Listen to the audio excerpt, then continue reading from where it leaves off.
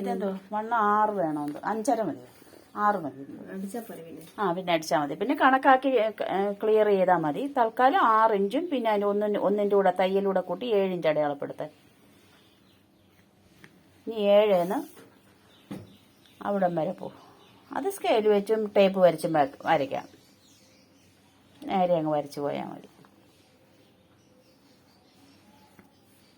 ഈ വളവ് ശരിയായിരിക്കണേ. എന്നിട്ട് നമ്മളിത് കൈ പിടിപ്പിക്കാൻ നേരം നമ്മൾ മുൻവശത്തെ പീസ് എടുത്തിട്ട് അതിന്റെ ഒരു ഭാഗം കുറച്ചുകൂടെ താഴോട്ടിട്ട് നമ്മൾ രാഗി വെട്ടിപ്പോണം. അതായത് ഇതിപ്പം നേരെ നടുവല്ലേ നമ്മൾ കണ്ടത്, അതിന്റെ ഈ മുന്നിലത്തെ പീസല്ലേ, മുന്നിലത്തെ പീസ് ഒരു ശകലം നമ്മൾ കൂടുതൽ ഇങ്ങനെ വെട്ടിക്കളയണം. അതിലല്ലെങ്കിൽ ഇവിടെ ചുളുക്ക് വരും. അതിനാ ഫ്രണ്ടിലേ മുൻവശത്തെ പീസിന്റെ ഈ മുൻഭാഗം എടുക്കണം. മുൻഭാഗം എടുത്തിട്ട് ഇച്ചിരി ഇറക്കി വെട്ടണം. വെട്ടിക്കോ.